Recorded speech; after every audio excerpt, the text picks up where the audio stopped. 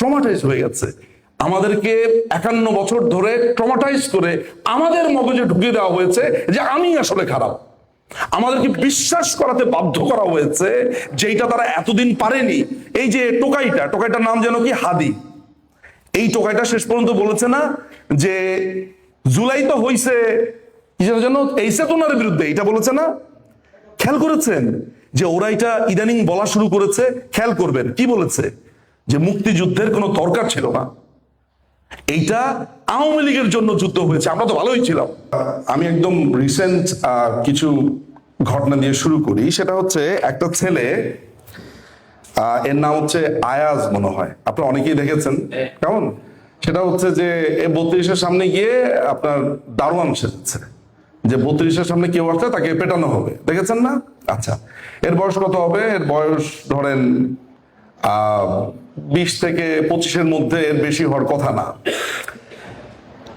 আপনাদের আমি নিশ্চিত যারা যারা ফেসবুকে রিলস দেখেছেন আপনাদের দেখে মেজাজ কেমন খারাপ হয়েছে বা কি করতে ইচ্ছা হয়েছে, এইটা মনে হয় না ডিসকাস করার দরকার আছে। আমি আসলে ভেবেছি অন্যভাবে জিনিসটা। একটা প্রজন্ম আমাদের কাছ থেকে ঠিক এইভাবে এই যে ছুটে গেল কিভাবে? একটা ছেলে, আমি তার সাথে ভিন্ন নামে নানানভাবে যোগাযোগ স্থাপন করেছিলাম। সে একটা মিম পেজ চালাতো। তার মিম পেজের মূল টার্গেটটা ছিল বঙ্গবন্ধু, এবং এমন সব নোংরা মিম সে করতো। বঙ্গবন্ধু যে হত্যাকাণ্ডের পরে যে দোতলাতে মৃত ছিল সেইটা নিয়ে পর্যন্ত সে এমন সব মিম বানাতো। তো আমি ভিন্ন পরিচয়ে তার সাথে অনেক দিন যোগাযোগ করেছি। বয়স সম্ভবত 19 কিংবা 20 হবে। তার সমস্ত ঠিকানা এভরিথিং যা যা নেওয়া সেটা জোগাড় করেছি।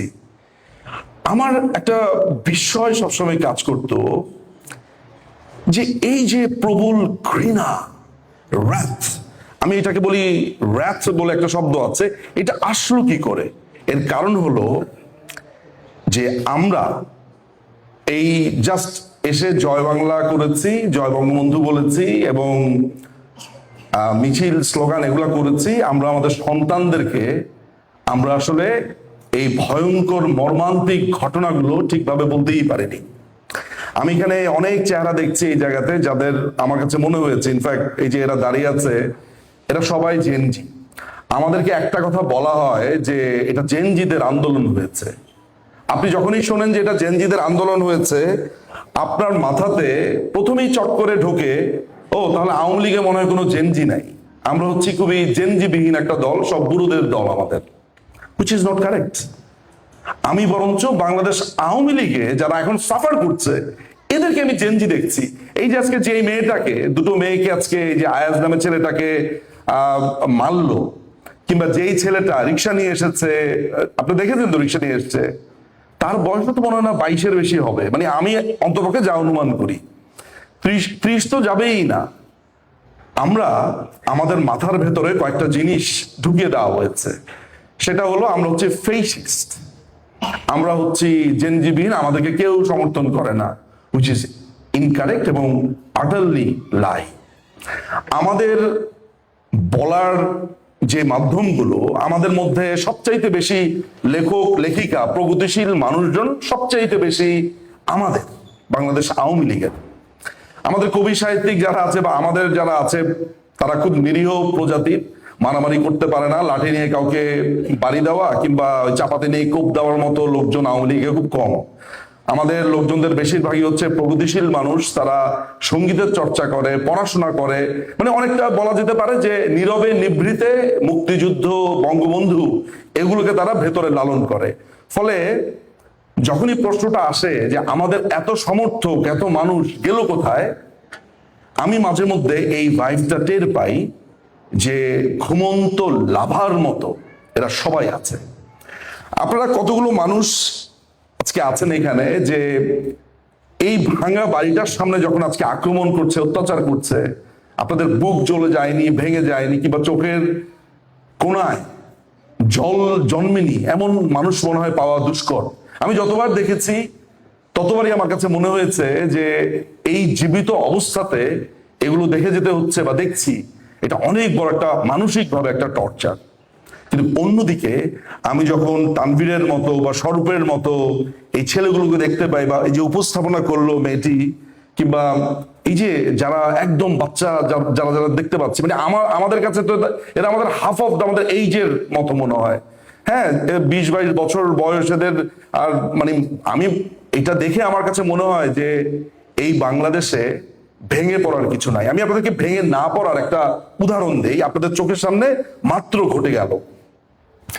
আপনারা সবাই বসে বসে একটু কল্পনা করেন তো, জাস্ট চোখটা বন্ধ করে, যে আপনার বাবা মাকে, ভাইকে, আপনার আত্মীয় স্বজন সবাইকে এক ভোরবেলাতে মেরে ফেলেছে। আমাকে যদি জিজ্ঞেস করেন যে আমার ক্ষেত্রে এরকম ঘটতো, আমার কাছে মনে হতো যে পুরো বাংলাদেশকে পেট্রোল দিয়ে জ্বালিয়ে দিই। মানে আমি অন্তত পক্ষে এইভাবে ভাবতাম, এবং আমি মনে করতাম বাংলাদেশ একটা চরম অকৃতজ্ঞ জাতি, এই জাতি কোনো ভদ্রলোকের জাতি না, এইটা আমার মনে হতো, কারণ আমি সাধারণ মানুষ। অথচ আপনাদের সামনে যে এই মানুষটি এতক্ষণ কথা বললেন, একটাবারও দেখলেন যে তিনি ভেঙে পড়েছেন বলে মনে হলো? হ্যাঁ, আবেগে তিনি আপ্লুত হয়েছেন, ভেঙে পড়েছেন বলে মনে হলো? আপনাদের মনে হয়েছে? আমি জানি না, আপনারা শুনেছেন তো। গত 45 বছর ধরে এই দেশে রাজনীতি করছেন, সমস্ত কিছু হারিয়ে তিনি এখনো দেশের মানুষের কথা চিন্তা করছেন। আপনাদেরকে ডিরেকশন দিল যে এই যে মানবাধিকার লঙ্ঘন হচ্ছে, এগুলো গিয়ে বলবে তোমরা।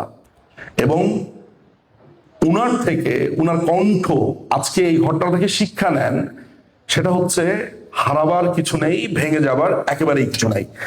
আমি এখন একটু ইন্টারাকশন করি আপনাদের সাথে, একটু বোঝার চেষ্টা করি। সেটা হলো যে এইখানে কতজনের ধারণা আছে, গতকালকেও একটি প্রোগ্রামে জিজ্ঞেস করেছিলাম, কতজনের ধারণা আছে যে 15ই অগস্ট 1975 সালে কতজনকে মেরে ফেলা হয়েছে?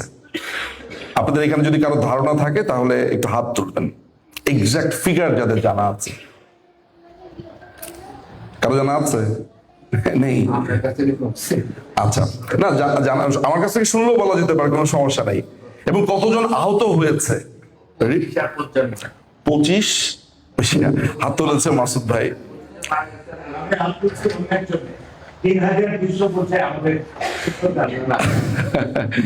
না, 25 এবং 55, এবং হত্যাকাণ্ড সংঘটিত হয়েছে 7টি স্থানে। অনেকেই জানে না 7টি জায়গাতে যে হত্যাকাণ্ড সংঘটিত হয়েছে। কিন্তু এইটা খুবই দুঃখজনক একটা ব্যাপার যে সবার হাত অ্যাটলিস্ট আমি এক্সপেক্ট করেছিলাম, সবার হাতটা দেখতে পাইনি। আমি আসলে কাউকে বিব্রত করবার জন্য প্রশ্নটা করিনি।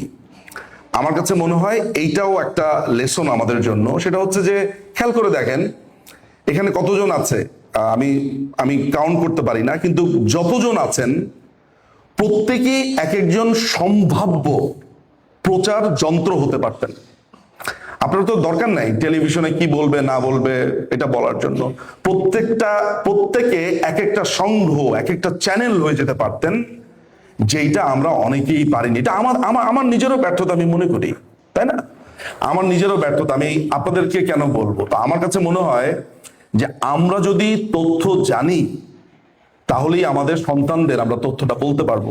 এই যে এখানে দেখলাম যে রঙের ব্যবস্থা করা হয়েছে, ছবি আঁকার মনে হয় বাচ্চাদের ব্যবস্থা করা হয়েছিল না? এটি একটি অসাধারণ কাজ, এবং বাচ্চাদের মগজে, মননে ঢুকিয়ে দিতে হবে বঙ্গবন্ধুর কথা। দেখেন ওই দিন, ওই 15 তারিখে ওরা 7টা জায়গাতে আক্রমণ করে। আমি নামগুলো বলছি। 32 নাম্বার বঙ্গবন্ধুর 677 নম্বর বাড়িতে আক্রমণ করা হয়। সোবানবাগ মসজিদের যে গলিটা আছে, মানে এখান দিয়ে পাশের যে রাস্তাটা আছে, সেই জায়গাতে আক্রমণ করা হয়। সেখানে খুন করা হয় কর্নেল জামিল উদ্দিন মিঠু, উনাকে জামিল উদ্দিন আহমেদ মিঠু, উনাকে খুন করা হয়। দুটো জায়গা বললাম। 3 নম্বর জায়গা হচ্ছে যেখানে প্রথম আক্রমণ করা হয়েছিল, খুনিরা প্রথম আক্রমণ করেছিল, সেটি হচ্ছে ধানমন্ডি 13/13-1 যে রাস্তাটা আছে, ওইটার 170 নম্বর বাসা। শেখ মনি যুবলীগের প্রতিষ্ঠাতা। এই জায়গাতে দুজনকে হত্যা করা হয় বলে দীর্ঘ সময় পত্রিকা লিখেছে যে শেখ মনি এবং শেখ আরজু মনিকে হত্যা করা হয়েছে, কিন্তু আমি বলি 3 জনকে হত্যা করা হয়েছে। কারণ বেগম আরজু মনি তিনি সন্তান সম্ভবা ছিলেন, তিনি প্রেগনেন্ট ছিলেন। ফলে এখানে একজন অনাগত শিশু সহ 3জনকে হত্যা করা হয় এই বাড়িতে। এরপরে 27 মিন্টু রোডে আব্দুর রব সেরনিয়াবাদ তৎকালীন বন্যা ও সেচ নিয়ন্ত্রণ মন্ত্রী, তার বাড়িতে আক্রমণ করা হয় এবং 8জনকে সেখানে মেরে ফেলা হয়। এবং সুকান্ত বাবু, আপনারা জানেন আবুল হাসান আব্দুল্লাহর কনিষ্ঠ সন্তান, তার বয়স সম্ভবত 6 কিংবা 7 ছিল, সুকান্ত বাবুকে সেখানে হত্যা করা হয়। এবং কয়েকজন গ্রাম থেকে, বরিশাল থেকে এসেছিল, তাদেরকে সেখানে হত্যা করা হয়। ওদের একটা বিয়ের প্রোগ্রামও ছিল সম্ভবত। এরপর নিউ মডেল ডিগ্রি কলেজ না, আপনার শুক্রবারের স্কুল একটা আছে না, যে কলাবাগানের ওই মোড়টাতে, এইখান থেকে নিউ মডেল ডিগ্রি কলেজ একটা হচ্ছে স্কুল, ওই যে মানিক মিয়া অ্যাভিনিউতে, আরেকটা হচ্ছে যেটা 32-এ ঢোকার আগে উল্টা দিকে। এইখান থেকে কামানের গোলা ছোড়া হয়। খেয়াল করে দেখেন, কল্পনা করেন, আপনারা যারা ঢাকাতে ছিলেন জানেন, একটু কল্পনা করেন ধানমন্ডি থেকে গোলা ছোড়া হয়েছে, এটা অল দা ওয়ে গিয়ে পড়েছে শেরশাহ রোডে এবং শাহজাহান রোডে। আপনারা নিশ্চয়ই মাহমুদপুরের রাস্তাগুলো সম্পর্কে জানেন। আমি যেহেতু ওইখানকার স্টুডেন্ট ছিলাম, আমি আসলে কল্পনা করতে পারি। আমি রেসিডেন্সিয়াল মডেলে পড়েছি, ফলে ওই রাস্তাগুলো আমার এত চেনা। গোলা এসে সেখানে পড়েছে, 4টা বাড়িতে অ্যাটাক করেছে। এবং এটাও আপনারা জেনে রাখেন, এই তথ্যগুলো জরুরি। 15ই অগাস্ট 1975 তারিখে সর্বকনিষ্ঠ যেই শিশুটি মারা গেছে তার বয়স 13 মাস ছিল, মায়ের কোলে বাচ্চাটি ছিল, এবং তার মৃতদেহ পাওয়া গেছে মাকে জড়িয়ে ধরে থাকা অবস্থাতে। এই হচ্ছে 15ই অগাস্ট।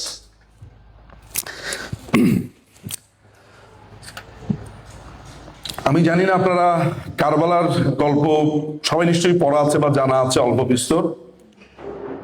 আমার কাছে মনে হয় যে কারবালার গল্পকেও বা কারবালার ঘটনাকেও হার মানিয়েছে। এই নৃশংসতার গল্প বা কথা আমি যখন বলতে যাই, আমার জন্য খুবই কঠিন হয়ে যায় পুরোটা শেষ করা। আমি আপনার 2 বা 3 বছর আগে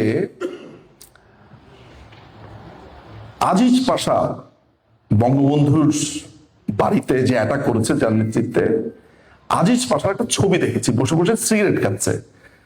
জিম্বাবুয়েতে সে যখন ছিল সম্ভবত, ওই ছবিটা আমার কাছে কোন ঘটনা চক্রে এসেছে।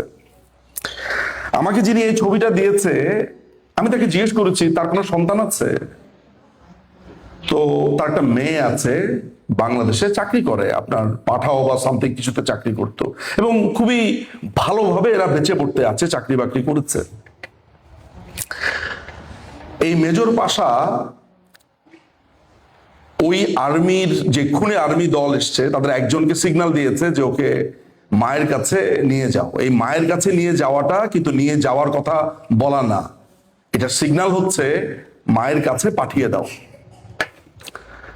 সে, আপনারা নিশ্চয়ই জানেন এই কথাটি, যে মহিদুল ইসলামকে, যে মামলার বাদী বঙ্গবন্ধু হত্যাকাণ্ডে, তাকে বলেছিল যে আমাকে মারবে না, তো তখন বলেছিল না তোমাকে মারবে না। রাসেল প্রথমে নিচে তাকে সারিবদ্ধভাবে দাঁড় করানো হয়েছে।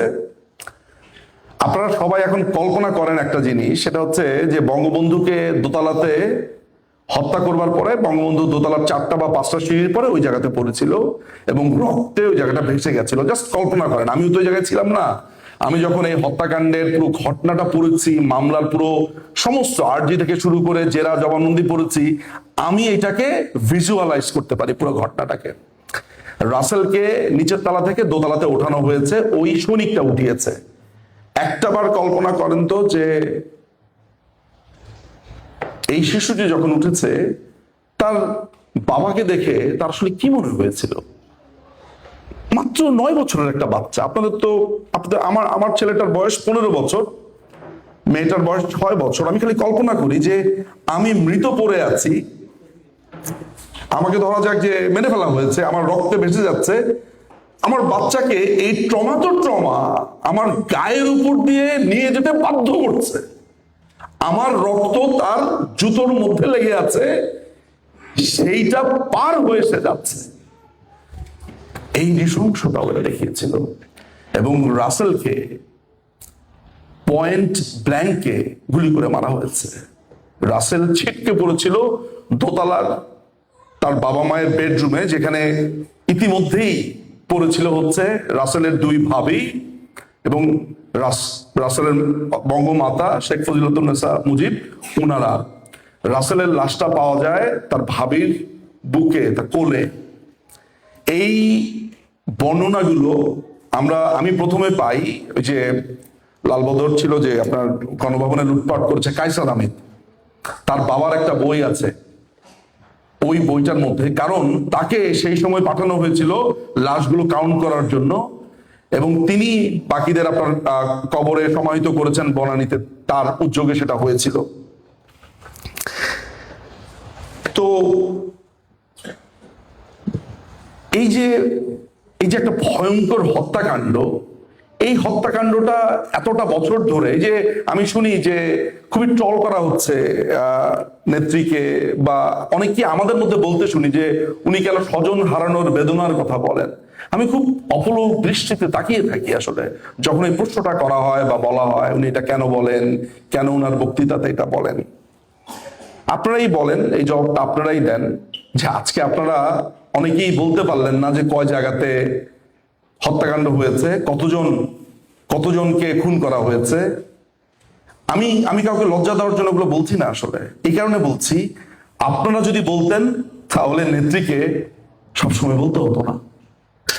চিন্তা করেন তো, আপনি একটা মেয়ে, এখানে যারা নারীরা আছেন, আমি জানি একজন মেয়ের বাবা হিসেবে, আমি জানি একটা মেয়ের কাছে তার হিরো হচ্ছে তার বাবা। এই ফাদার ফিগার, সে তার হাজবেন্ড যখন বিয়েও করে তখন দেখে যে তার বাবার ট্রেড গুলো তার আছে কিনা ওই ছেলের মধ্যে খোঁজার চেষ্টা করে। ভাবেন তো যে আপনি একটা পুরুষকেও যদি আমি প্রশ্ন করি যে আপনারা পারতেন এই 45 বছর এরকম সংগ্রাম করে বাবাকে প্রতিষ্ঠা করতে? এই জাস্ট ভাবেন, এখানে যারা মেয়েরা আছে একটু ভাবেন যে সবাই বলে যে মেয়েরা বাবার জন্য পাগল থাকে, উইচ ইজ ট্রু। আমি আমার নিজের মেয়েকে দেখি, আমি থাকি না, আমি তো সারা পৃথিবী ঘুরে বেড়াচ্ছি যাযাবরের মতো, আমার মেয়ে চাতক পাখির মতো অপেক্ষা করে আমার জন্য। ভাবেন তো যে কোনোদিন দেখলো যে আমাকে গুলি করে ফেলে রেখেছে এবং সেই রক্তের উপর দিয়ে আমাকে যেতে বাধ্য করা হচ্ছে। আমরা এই জিনিসগুলো আপনাকে খুব বেশি কষ্ট করতে হয় না, বাজারে পাওয়া যায় বঙ্গবন্ধু হত্যাকাণ্ডের জেরা, জবানবন্দি, বইপত্র।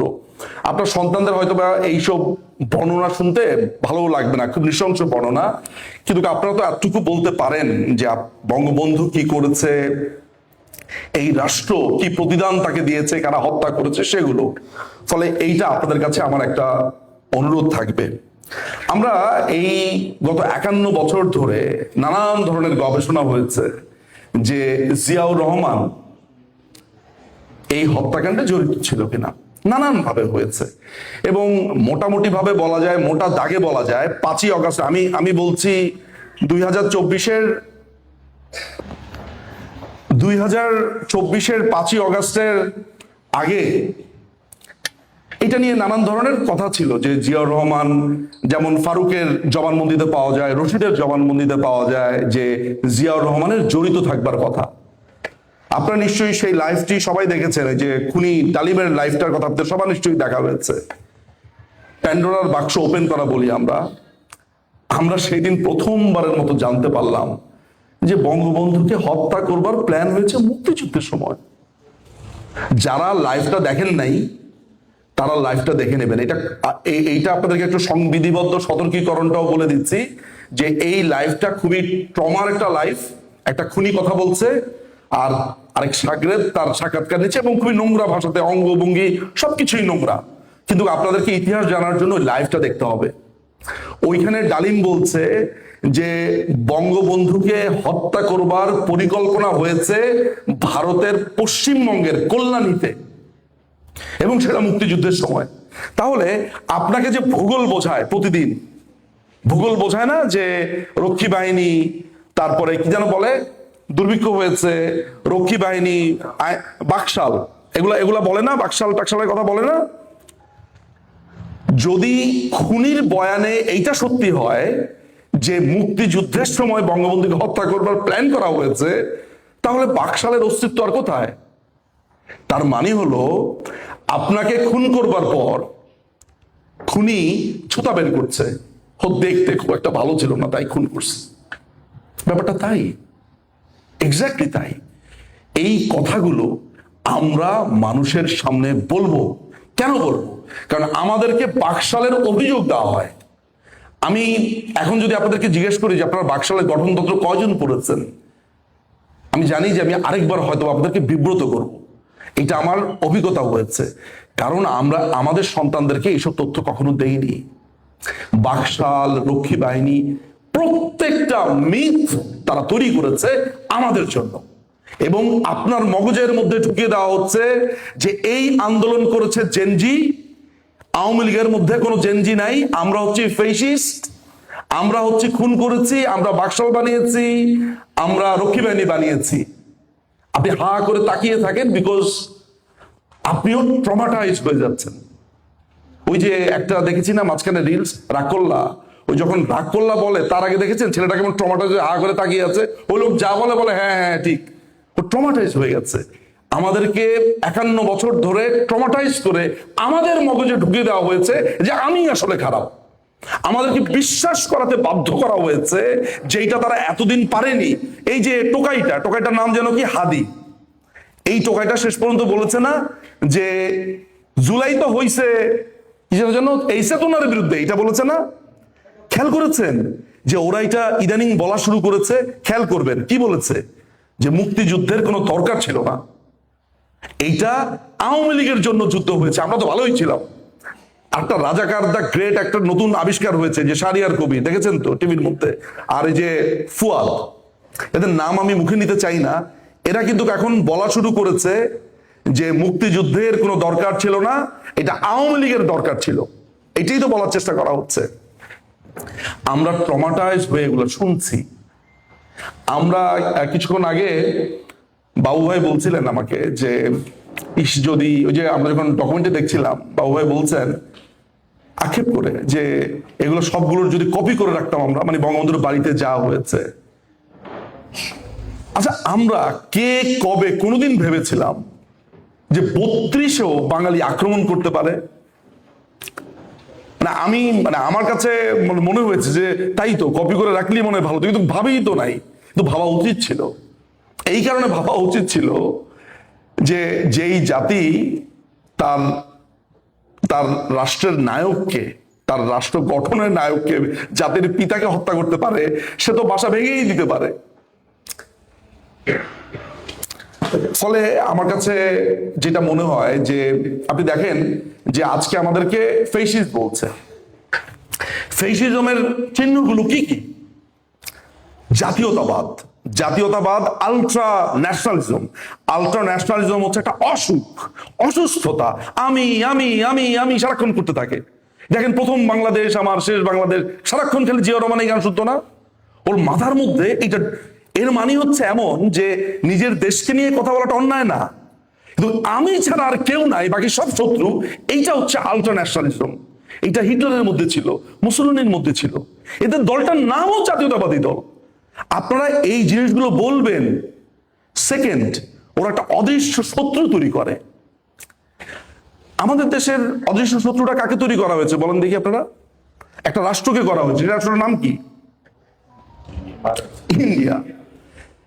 ফেসিজমের যে ক্যারেক্টার আছে আপনারা যদি পড়েন তাহলে দেখবেন ফেসিজমের একটা বড় ক্যারেক্টার হচ্ছে যে সে জাতীয়তাবাদী হয়, আলট্রা, এবং সে একটা অদৃশ্য শত্রু তৈরি করে, এবং এই অদৃশ্য শত্রুকে সে দেখায় এই হচ্ছে আমার শত্রু, ওরে মারতে হবে।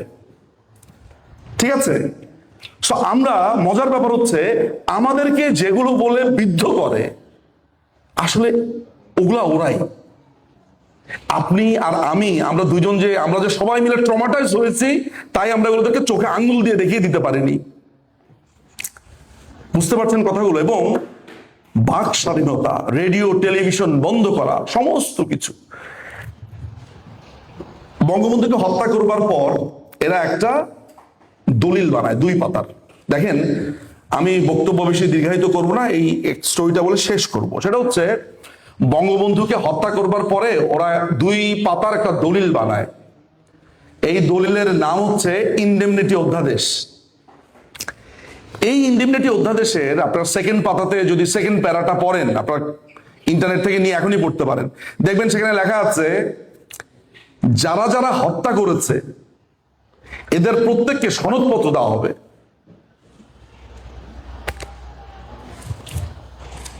এবং এই 5-এ এসে এদের নাম দিয়েছে জুলাই যোদ্ধা। খেয়াল করেছেন? মানে সিমিলারিটি খেয়াল করেছেন? বঙ্গবন্ধু হত্যাকাণ্ডের যখন বিচার হয় তখন খুনি ফারুক বলছে যে ইন্ডেমনিটি অধ্যাদেশের মধ্যে সনদপত্রের কথা বলা আছে, আমাকে তো কোনো সনদই দেয় নেই, আমি খুনি করি নেই। কোন লেভেলের শিয়ালের বুদ্ধি চিন্তা করেছেন? ওই আইনের মধ্যে লেখা আছে সবাইকে সনদ দেওয়া হবে, আলটিমেটলি সনদ কাউকেই দেওয়া হয়নি। ভবিষ্যতে যাতে বলতে পারে যে সনদই তো দেওয়া হয়নি, তো খুনও করি নেই। বঙ্গবন্ধুকে যখন হত্যা করতে আসে, আপনি এদের যে ক্যারেক্টারটা, এই ক্যারেক্টারটা বলতে হবে আমাদেরকে, মানুষজনদেরকে। কারণ আমি আবারও বারবার বলছি যে আমাদের কথা আমরা বলতে পারি নাই। বঙ্গবন্ধুকে হত্যা যখন করতে আসে, বঙ্গবন্ধু প্রথমে রমার কাছে এবং সেলিমের কাছে, তাদের বাসাতে যে সাহায্যকারী ছিল, রমার কাছে বঙ্গবন্ধু বলে আমার পাইপটা নিয়ে আয়। এগুলো ওদের জবানবন্দিতে, ওরা যখন মামলাতে গেছে তখন তাদের সাক্ষ্য, পাইপ নিয়ে আয়, চশমা নিয়ে আয়। আচ্ছা বলেন তো, আপনার সামনে লোকজন চলে এসেছে মারার জন্য, আপনি পাইপ, চশমা এগুলোর কথা আপনার মাথায় থাকবে? বঙ্গবন্ধু ওয়াজ ভেরি কুল, বঙ্গবন্ধু ভয় পায়নি। ও হ্যাঁ, উনার কথা হচ্ছে, আমি এখানে দুটা জিনিস দেখেছি। স্টিল তিনি বিশ্বাস করতেন বাঙালি আমার বুকে বুলেট চালাতে পারবে না, এবং একই দিকে তিনি ছিলেন দুর্দান্ত সাহসী। কারণ বঙ্গবন্ধুর হাতে যথেষ্ট সময় ছিল তাদের পেছনের দরজা দিয়ে, যে 678 নম্বর বাসাটা আছে এইখান দিয়ে চলে যাওয়া। কারণ এই দুই বাসার মাঝখানে একটা দরজা ছিল, এই দুই বাড়ির বাউন্ডার মধ্যে একজন আরেকজনের বাসাতে সবসময় যাতায়াত করতে পারতো পেছনের দিকে। বঙ্গবন্ধু সেদিনও পালান নাই, অর্থাৎ যান নাই। যখন বঙ্গবন্ধু হত্যাকাণ্ডের বিচারটা শুরু হয় তখন খুনি বজলুল হুদা তার লয়ার আদালতে যুক্তি দিয়েছে এই বলে যে বজলুল হুদা সাইজে ছোট ছিল, 5 ফুট 2 ইঞ্চি, সে এই হত্যাকাণ্ড করতে পারে না। আদালতে খুবই হাসির রোল পড়ে যায়। তাদের কথা হচ্ছে যে সাইজে ছোট তো কি হয়েছে, এই ছিল যুক্তি। অর্থাৎ মানে আমি এই কারণে এই ঘটনাটা বললাম, এই হাসির কথাটা, যে যাকে খুন করতে এসেছে বঙ্গবন্ধু, সে বুলেটের মুখেও এদেরকে বলেছে যে আমার সাথে তোরা বেয়াদবি করতেছস কেন। আর খুনিরা নিজেদেরকে বাঁচানোর জন্য তাদের দৈহিক অবয়ব এইভাবে আদালতে উপস্থাপন করতেও কুণ্ঠাবোধ করে নাই। তো আজকে যারা নিজেদেরকে জুলাই যোদ্ধা বলছে, মারছে, একদিন বলবে যে আমার তো সাইজ আসলে 3 ইঞ্চি, আমি তো আসলে, বা আমি তো লিলিপুট, আমি তো আসলে এখানে যাই নাই। একদিন এরা এগুলা বলবে। আপনারা এটা লিখে রাখেন, এই জীবদ্দশাতে জানবেন। কিন্তু এরা বারবার যে প্রপাগান্ডাটা আমাদের কাছে ছড়াচ্ছে সেটা হচ্ছে যে আমরা ক্ষমতায় আসলে আমরা নাকি এদেরকে মেরে ফেলবো, খুন করে ফেলবো। আপনারা, এইটা হচ্ছে নতুন প্রপাগান্ডা। কারণ এর কারণ হচ্ছে আমাদের ব্যাপারে ভীতি তৈরি করা। অর্থাৎ আমরা ক্ষমতায় আসলে মেরে ফেলবো, আমরা ক্ষমতায় আসলে মসজিদে উলুধ্বনি হবে, বলেছে না? বলেছে তো, ভারতের কাছে বিক্রি করে দেওয়া হবে। সো এই প্রপাগান্ডাগুলো যদি আপনারা রুখে দিতে পারেন যারা আছেন, কারণ আপনারা বা আমরা, আমিও তো প্রবাসেই থাকি, আমি তো ইংল্যান্ডেই থাকি, আপনাদের জন্য খুব সোজা এগুলো রুখে দেওয়া, কারণ আপনাদেরকে তো অ্যাটাক করতে পারবে না এরা। সো আমি আপনাদের কাছে আজকের দিনটাতে আমাদের একটা প্রতিজ্ঞা থাকুক যে আমরা নিজেরা বঙ্গবন্ধু হত্যাকাণ্ডের ইতিহাসটা জানবো, ওই দিন কি হয়েছিল জানবো, সেগুলো আমাদের সন্তানদেরকে জানাবো, ফেসবুকে লিখবো, ওইটা নিয়ে ভিডিও বানাবো, রিলস বানাবো, এবং আমরা বঙ্গবন্ধু আমাদের বিরুদ্ধে যে প্রপাগান্ডাগুলো আছে সেগুলো আমরা মানুষের কাছে জানাবো, যেটা মাননীয় প্রধানমন্ত্রী, বাংলাদেশের মাননীয় প্রধানমন্ত্রী শেখ হাসিনা আজকে আপনাদেরকে সেই ডিরেকশনটা দিয়েছে।